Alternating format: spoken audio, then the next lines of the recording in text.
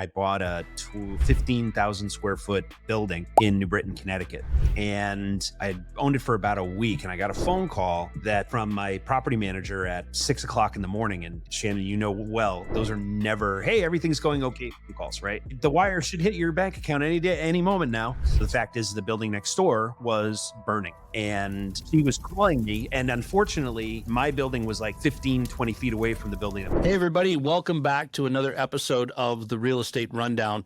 You know, today I've got a very special guest because I've got a guy who has agreed with me that we're going to get real and we're going to talk about some of the things that happen inside the business that not everybody sees. Some of the things that you are not aware of until you're into it. And so today my guest is Ed Mathews, and Ed's got a long track record in the business, and Ed's been doing everything from flipping houses to now having raised over $10 million and has a portfolio well into the hundreds of properties that he's managing.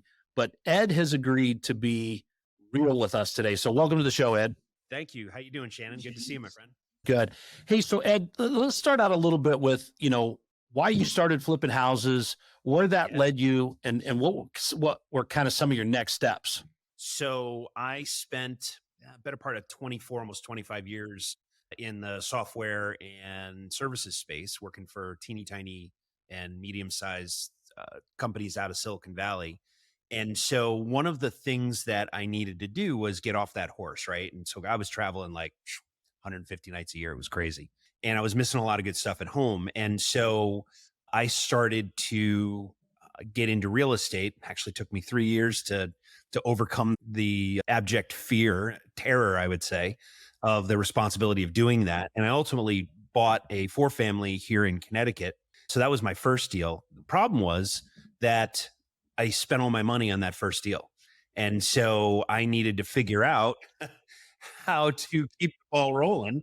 And so I would flip a couple more, I would get a bonus or a commission check or something. And I would take that and go buy a flip, and we would flip it and take the capital. And I'd go buy one more flip, take the capital, and we take the capital from those two and go buy another multi and rinse and repeat. And I did that for 7 years at least. But some of the things that everybody doesn't talk about with flipping is you're creating a tax problem. Right? I mean, you're creating the highest tax problem you can have. And so you had a job in the tech world getting paid really well. You took and you added to that. So the IRS never looked at that money as going underneath your tech income. It was always on top of. So you were creating a bigger and bigger tax problem. So it sounds to me, Ed, like you were creating a hamster wheel that you weren't getting off, but was starting to go a lot faster before you could get off.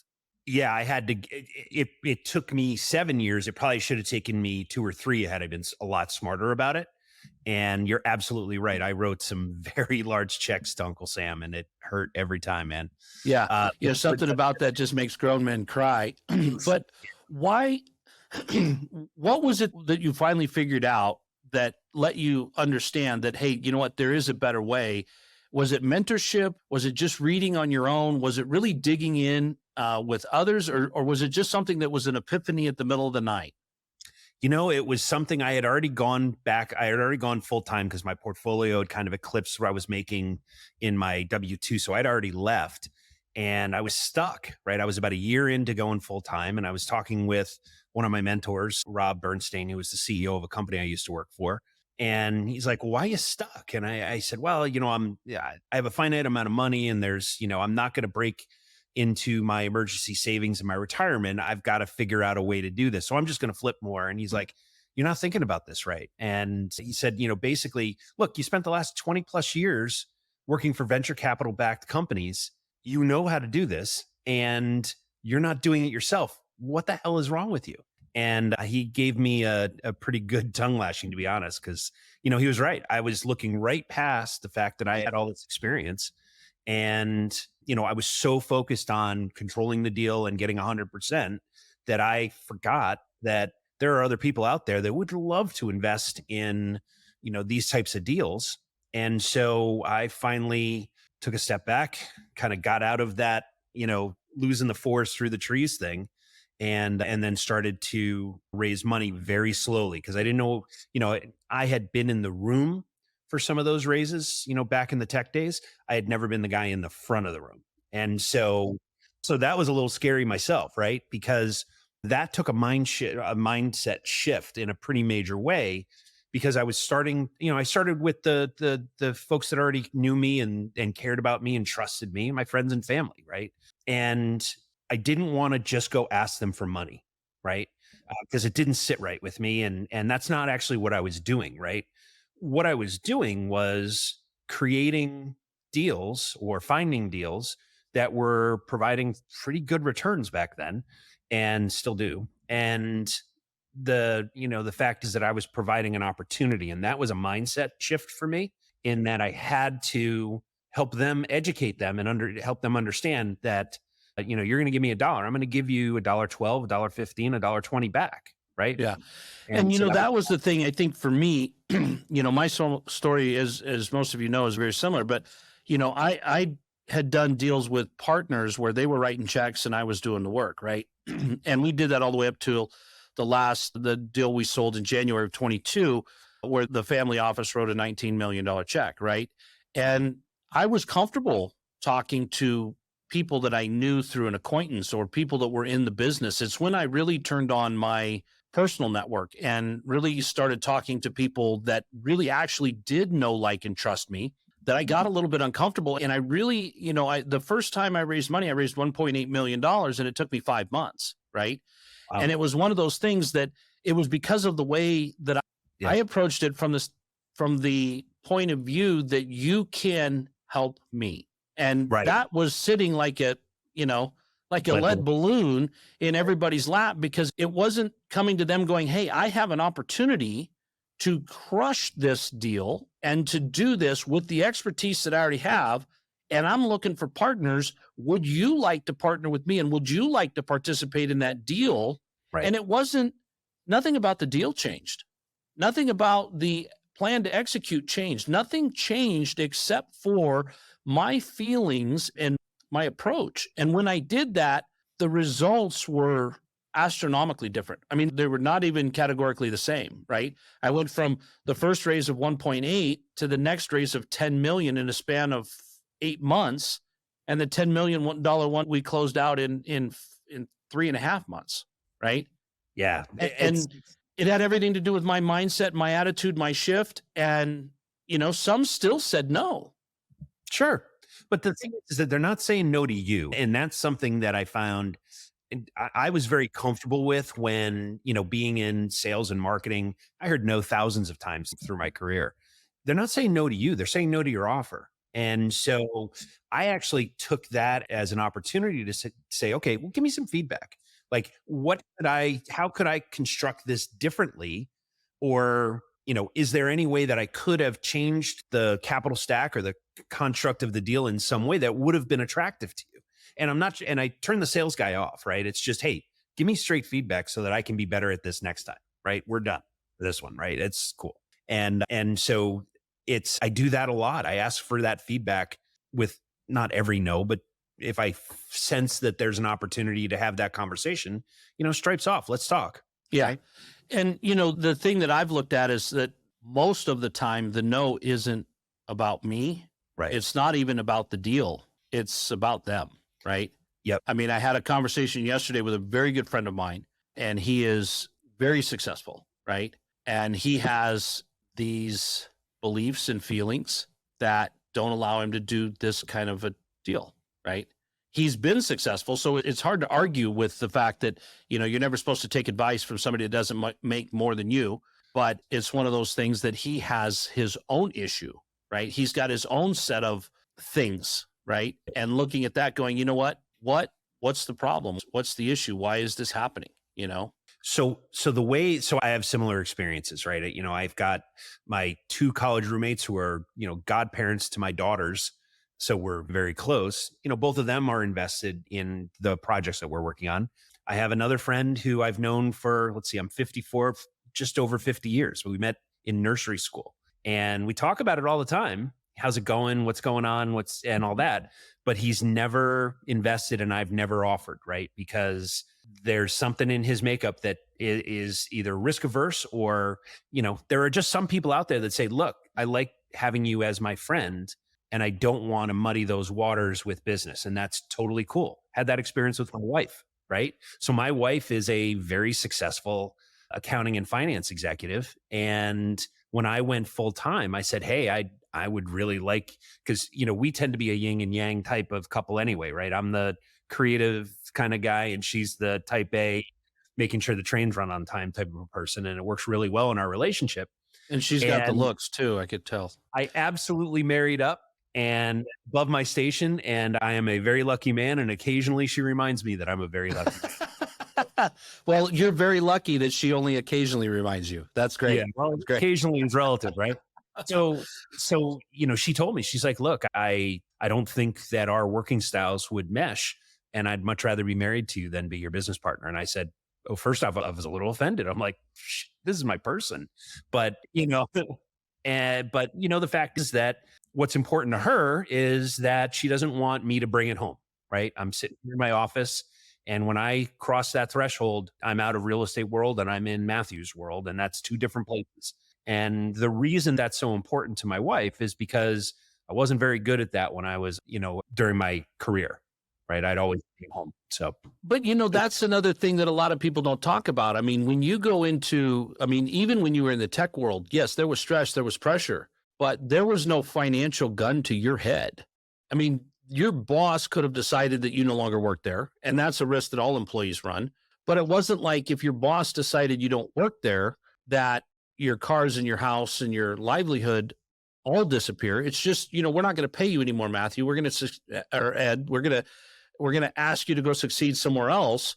But then you have the opportunity to get another job. But it's not that the financial part of it. There's a lot of pressure in this business. There's a lot of things that you have to deal with. There's a lot of, lending changing. Insurance costs going up. How are you going to mitigate that?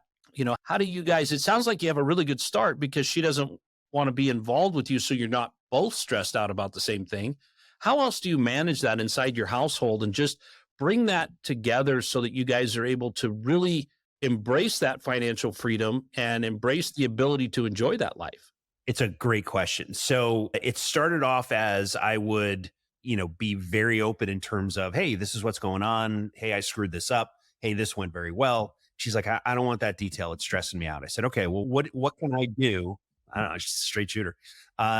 What can I do to make sure we're on the same page? And so we came up with this system where I basically treat her like, a member of our board of directors. And I have a financial statement that I sit down and I go through with her on the first of every year, the first of every month. And, we're good, we're not so good. Hey, we got to talk. Right.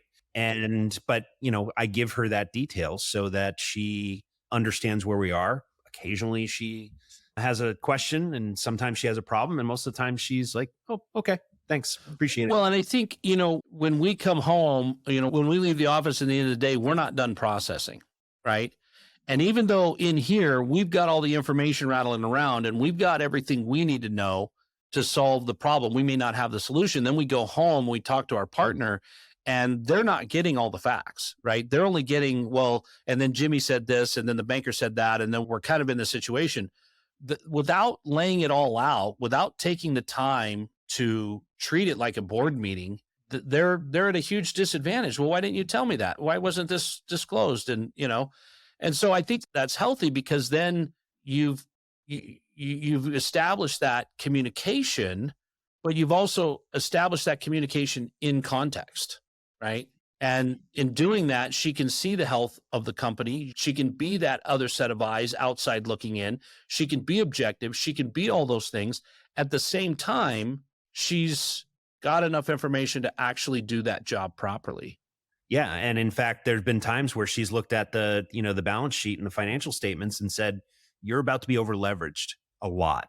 Careful what, and so we'll talk about that, right? Because that is her expertise. And so I'm able to kind of dial it because we got a deal. This is wonderful, that's the first phase of me in analyzing a deal. And then we get into the numbers. But, the fact is that with rising interest rates, there was a point last year where we kind of tapped the brakes a little bit because, I was quite frankly about to do a pretty big deal that was pretty thin, too thin, actually. And, sometimes the deals you don't do are the best deals. And in this case, she snapped me too. And I went to our CPA and we worked it out and tried to figure out a way through it. And we couldn't. So we backed out. Yeah. Well, and the reality of all of this is about growth, right? I mean, you were, I mean, and that's the beautiful thing about the real estate journey is that there's plenty of classes to take, right? You can take single family 101. You can even get into the advanced level, single family 202, meth house 304, yeah, I mean, there's all different kinds of classes you could take, but you don't have to take them all. Right. And you can get to that level and building out the team and having those that are more than just financially invested in you, right? Your CPA is financially invested in you. They want you to succeed so that you can keep paying their bills, so that you continue to need their services, but they may not be emotionally invested in you. They may not be personally invested in you the way that your wife is, the way that your investors are, right? Your investors are financially invested in you. And this is something that I struggle with a lot is my investors are financially invested in me, but they're personally invested in me. They're not betting on the Mossy Head project in Florida. They're betting on Shannon, and they're putting their trust in, I mean, it's no different than the T-bill, right? I mean, we've got an economy that's built on a house of cards. We've got an economy that's full of balance sheet money, but everybody buys T-bills when wars break out because they want their money in the safest nation on the planet. That has nothing to do with love. That has everything to do with, I want safety, I want security. And so when we take that and we internalize that, there's a lot of responsibility when it comes to raising money. And there's a lot of, and we've seen, Ed, you and I have seen it over the last year and a half, those that never really cared about their investors. That they were just a tool to be used for a gain to be made to get to a place. They were never part of that overall thought process. And I know you're different than that. I've definitely, I don't lose sleep over my investors because I would never make a deal that would cause me to lose sleep over somebody else's money. And to be clear, I have lost my money. I've never lost my investors' money. And I think if I ever was put in the position, I would give all of my money to cover the investors because that's, to me, they are the ones that put all of their trust in Shannon. And I know that you're the same way, Ed. But how do you manage that? I hate to say it like this, but how do you sleep at night, Ed? There are times, quite frankly, there are times where I haven't slept at night, right? I'll tell you a story. So 2018, I bought a 15,000 square foot building, 12,000 square foot building in New Britain, Connecticut. And I had owned it for about a week, and I got a phone call from my property manager at 6:00 in the morning. And Shannon, well, those are never, hey, everything's going okay calls, right? Just want to let you know I sent out the check. That's not that call. The wire should hit your bank account any day, any moment now. The fact is the building next door was burning, and she was calling me, and unfortunately my building was like 15, 20 feet away from the building that was on fire. And I said, okay, well, give me a rundown on what's going on. She goes, so far, everything's fine. You have nothing to worry about, but I just wanted to let you know that when you flick on the news, you're going to see your building with a very large fire right next door. Okay, thanks. I'm on my way. I'll see you in about 20 minutes. And, I go bombing out to New Britain to, hopefully take a garden hose and spray some water between the two buildings so that, but, it turns out everything was fine. No one was hurt. It was an abandoned building. But it was actually nearly identical to the building I owned. So I started to track down, and my friend Ron ended up tracking down the owner of the building, and we ended up buying it for nothing, $50,000. Mm-hmm. And I had the Needed advantage, some improvement. Slightly. It actually wasn't as bad as it looked on the news, right? Weird situation. There was a bolt of lightning that struck the roof and a similar bolt of lightning that struck the basement, and it went up like a chimney, right? And there was an investigation, which fortunately I wasn't involved with. And I don't know how it turned out, but I know that the guy that used to own the building is a lot harder to reach today. Let's just say that. That's funny. That was one of those, prosecuted for a bolt of lightning. Okay. Yeah. Pretty much. So we buy the building, and I had a buddy of mine's a structural engineer in the area. So he and I walked it, And by the way, I do not recommend this because I did not have permission and it was really dangerous and dumb. So I didn't even tell my wife I did this. But the fact is that, we walked it and it actually wasn't that bad. There were certain areas, flooring systems needed to be replaced. The stairs had dropped, 6 or 8 inches into the basement because of the fire in the basement. But overall, the building was a brick building and it was fairly solid. They used to, they did a really good job building buildings back in, creating or building buildings like that back in the 1800s. And so I did the deal and we started to empty the building and, trash it out and secure it. And one of the things that I did was I hired a general contractor who will be nameless to manage the security and the trash out. And the one thing I added to his work breakdown was to remove the sheathing, the decking on the roof. It was a pitched roof and the supporting rafters, but leave all the support for the floors. He hires a sub. Now, I've known this contractor for years. I mean, I've done tons of work with him and I've vetted him 6 ways to Sunday. He's a solid guy, but we all make mistakes. He hires a subcontractor who doesn't pay attention to his guys, and his guys clear the entire fourth floor of all lumber support. Everything's gone. And so now I have a brick box with no tensioning support. I'm in New York. So this is all happening in the morning as I'm traveling to New York to go meet with investors. I get a phone call that afternoon. Hey, the back of the building just fell off and landed in the parking lot. But good news, that's where dumpsters were. So most of the bricks fell into the dumpsters. And my first reaction is, well, was anybody hurt? And fortunately, no one was hurt. Everybody out of the building. And he said, well, yeah, that's why I'm calling you. Everybody is out of the building and the fire department's here and the building inspector's here. And I said, I'm 3 hours away. I can't be there until tomorrow morning at the earliest. But I'm on my way, so because this was, I don't know, right just before dinner time, I think. And by the time I got there later that night, the front of the building had fallen into the building itself and cracked all 40 rafter or flooring joists across the building, collapsed the building basically. It collapsed the top floor. And so I had partners on that deal. And my first phone call to them was, we have insurance. We're going to take care of this. And it turns out that the sub that did the work didn't have the right insurance. And so he wasn't going to be covered. So subrogation was going to be a real problem. And you know what? I basically spent about $350,000 of my own money to basically make sure that building stayed intact, because the structural engineers were telling me that the building's actually okay. You just need to build back the fourth floor and fix the floor joists. And so, that was the original plan. And then I sued everybody and, it ultimately worked out. But, the one thing that I was focused on was, hey, look, this is my fault. Yes, I hired the contractor, but I didn't vet the sub, which I do all the time now. And it was, potentially a huge problem. And so Hey guys, real quick. If you're enjoying this show, I want to ask you to please give us a 5-star rating and review on whatever platform you're listening to right now. Leaving us a rating and review takes just a few seconds, and it's a great way to show your support for our show. Your support helps us reach more listeners and create better content. Thank you very much. We really appreciate it. Now let's get back to the show. Well, the reality is too, if you're not taking care of, if you're not taking care of who's doing what, if you're not vetting it, and Ed, you acted like it was your own money because it needed to be, right? And we see so many people that want to do certain things, want to be certain things, but they don't have the financial backing. Maybe they don't even have the moral compass to be these things. But there has to be a solution first, and then we can sort it all out in court. And I know how insurance companies work. Unless you sue them, you're not going to get what's rightfully yours, so you have to. But in the end, this can be the difference if you just throw up your hands and go, well, I'm done. I mean, that would have been a very easy thing to do. You bought a building for $50,000.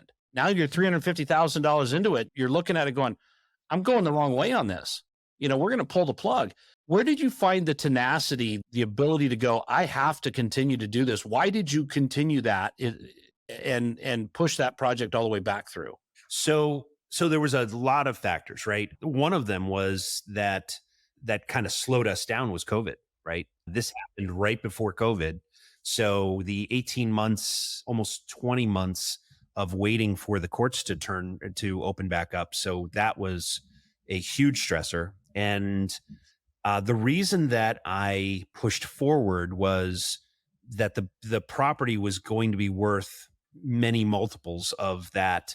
The property that we were going to build was going to be many multiples, and the 300,000, 400,000 that I was down, I was going to get back. I was confident I was going to get that eventually back from, through court. And I did.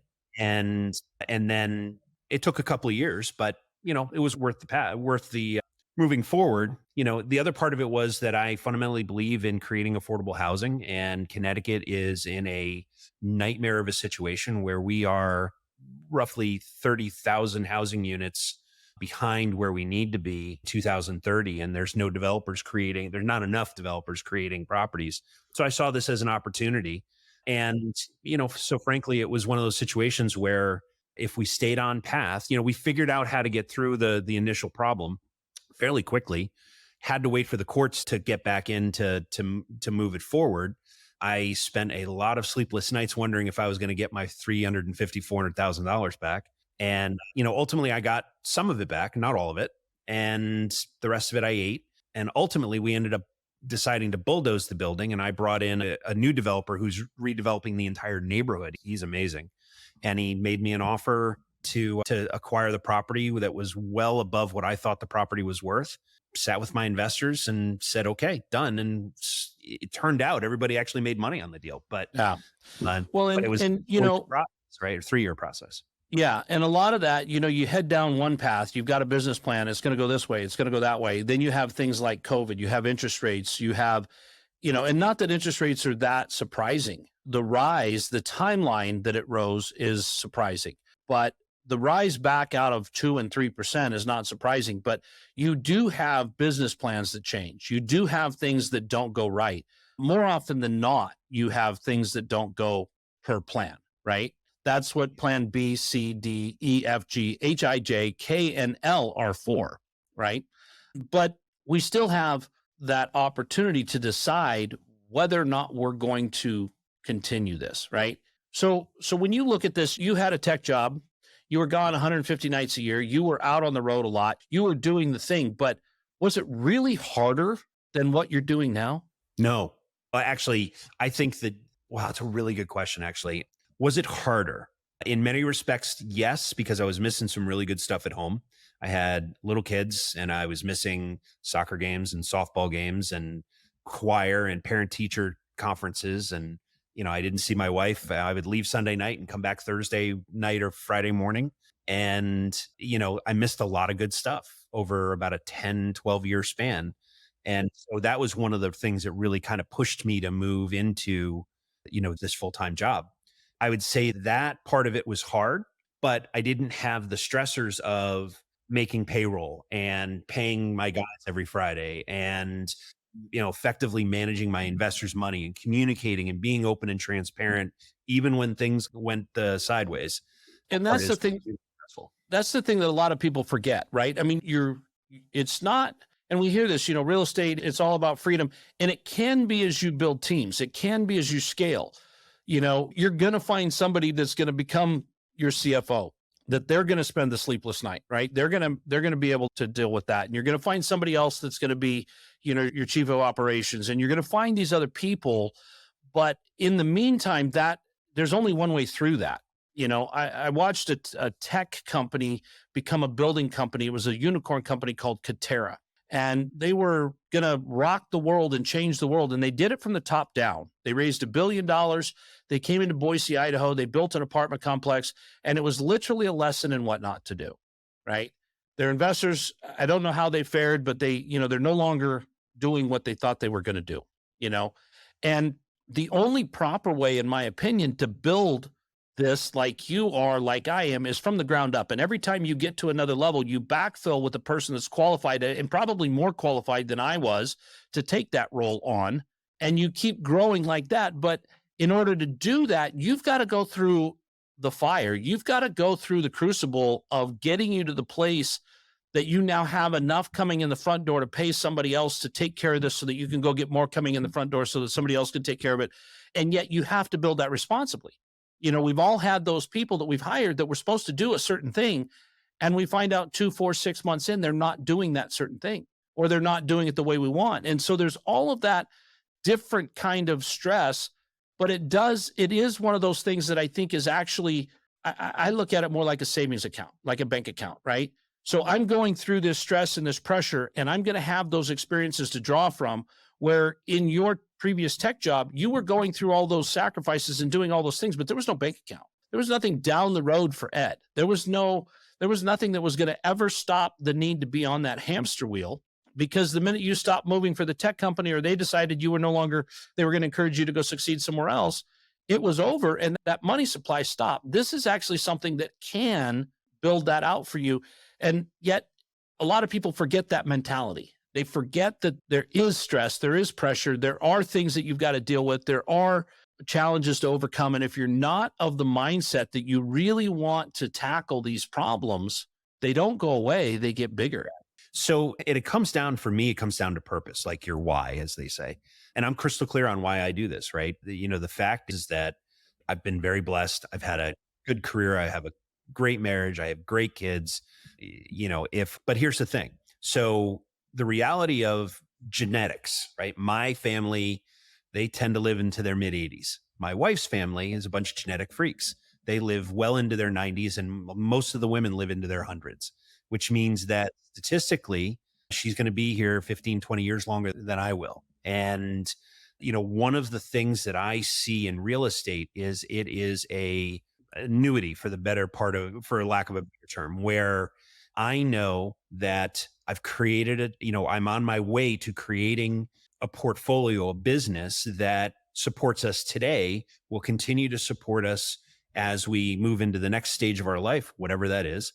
But also, when I lay my head down for the last time, I'll know that she's going to be okay. If she needs, assisted living or medical care or memory care or anything, it'll be handled. And I know it'll be handled because I'm building that business right now. And so I do it for her, but I also do it for my kids, right? Because girls, my daughters, they shouldn't be financially responsible for their mom because their dad didn't do his part, right?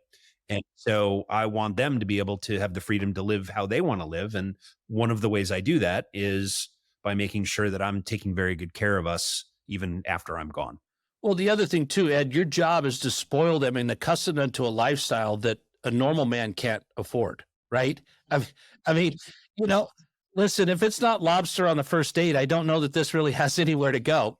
And, not because that's going to protect them, but you want their life to be easier. And if you can just make them expect certain things, right? And at least that's the mentality that I've tried to adopt.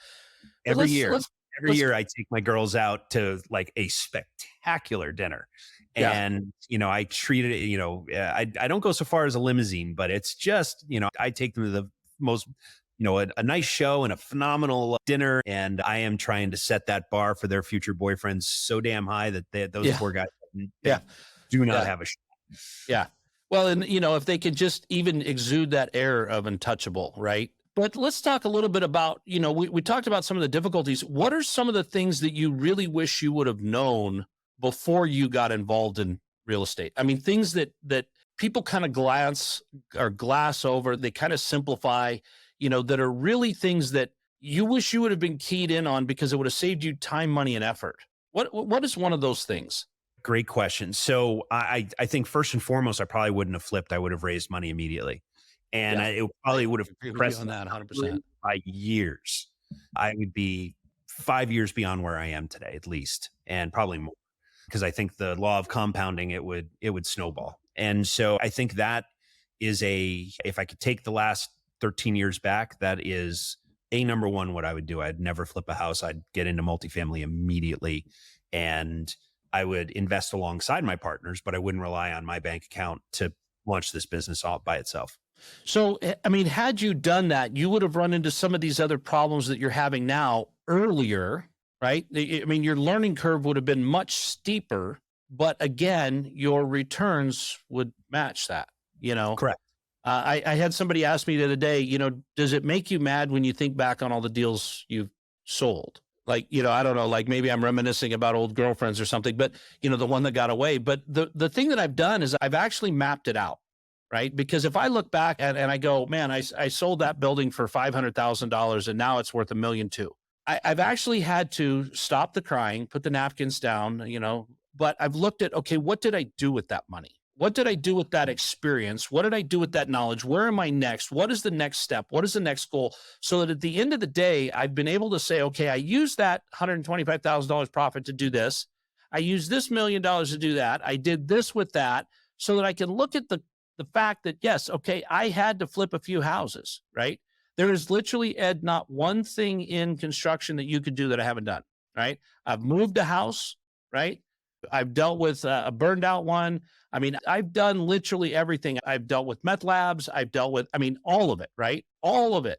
Multifamily, I've done duplexes, fourplexes. I've done commercial. I've done, all of those different things. And so in all of that experience, I know what I want to do, right? And so when people ask, well, why don't you do single family? It just doesn't fit for me, right? Because I have had that experience. I've got a tenant in a single family home still today, right? And if there wasn't a bigger purpose behind owning that piece, I wouldn't do it, right? But at the same time, I had to learn those lessons. And a lot of times we don't want to turn up the heat, right? We're kind of comfortable. Life is good. We're doing this size of a deal. It's working every single time. But there's so much growth that happens when the fire is on. There's so much that you come out the other side with. And I'm going to use your building of the fire, right? I mean, you have a literal building that you dealt with a fire, and you dealt with a subcontractor, and you dealt with a wall that collapsed, and you dealt with a series of quote unquote catastrophes. You looked at expending $350,000 of your own money that probably was such a significant amount that you wondered if this real estate thing wasn't the right thing. And maybe it was time to go back to tech every day.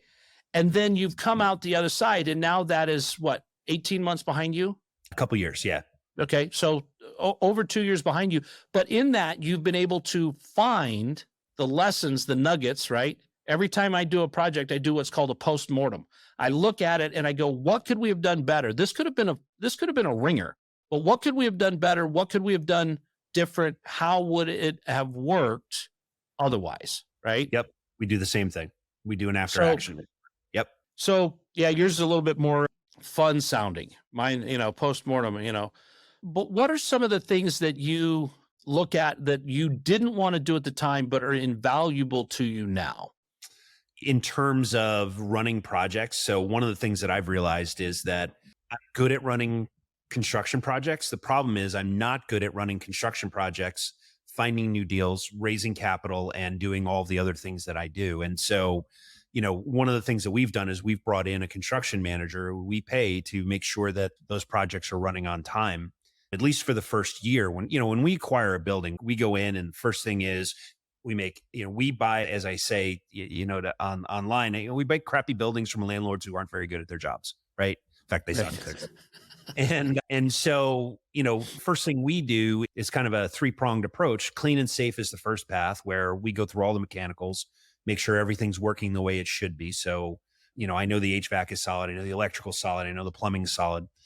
We upgrade all the common areas and to demonstrate to the residents that, hey, there's a new sheriff in town and we actually care. And then the third thing we do is we go through and start to triage and hopefully rehabilitate the relationship with the residents, because most of the time they've been ignored and underserved. And so, from my perspective, our philosophy is that we want to repair as many of those relationships as possible. We want to create a property that they can be proud to live in, that's, fairly priced within the market. And I want them to stay a really long time because A, it's good for them, and B, it's good business for us, because then we don't have to pay for lease ups and, overs and all that. Right. And so that is something that, we've gotten very good at. It's a rinse and repeat kind of a system at this point. But in the early days, when I was trying to do everything, I wasn't very good at it. So I had to come to the realization that, yes, I'm capable, but no, I actually require sleep. So, the fact is that, I need a team of people who are, better than I am at it. so that I can focus on the things that, highest and best value, right, for the business. And that's, my job is to help with acquisitions, but really my job is to be the face of the company and raise money. That's what I do. And Ed, that's such a great thought process. I'm going to close because I could talk for a long time, and we've been doing this for almost 45 minutes now, but what is the one thing, if you could, you're sitting here, you're almost a decade in on your real estate career. What is the one thing, the one thing that you could go back and tell yourself on that very first day of your real estate career? What would you say? Don't flip, flat out. Because the thing is that if I didn't flip, and by the way, I don't drink, I don't do drugs. Flipping was my cocaine. I love everything about it, right? I love everything about it. I love and that is something that only another real estate entrepreneur would understand, that analogy between drugs and alcohol and deals. Yeah. Deals. It was the juice that got me going, right? But the thing is that, there was a good and a bad of that. The good of it was that I've walked into so many disasters that when I go to buy a building today, nothing scares me. Unless there's a structural problem, a major structural problem, most of those we can fix, or there's some sort of functional obsolescence, which you can't, that's a little more difficult. I've yet to see a building we can't bring back to life. And so that presents us with an opportunity. The problem was, had I, using Cortez, burned the boats and not flipped, it would have forced me into the capital raise mindset years earlier. And I think that my investors would be better off. I would be better off. And the residents that live in our buildings would be far better off as well. Well, and knowing what your mentor told you, and that it took you and I both a while to understand, is your investors have not been helping you. You guys have formed a partnership that's helpful for both. And that's been something that has served everyone well. This is not a favor that they've done for you, right?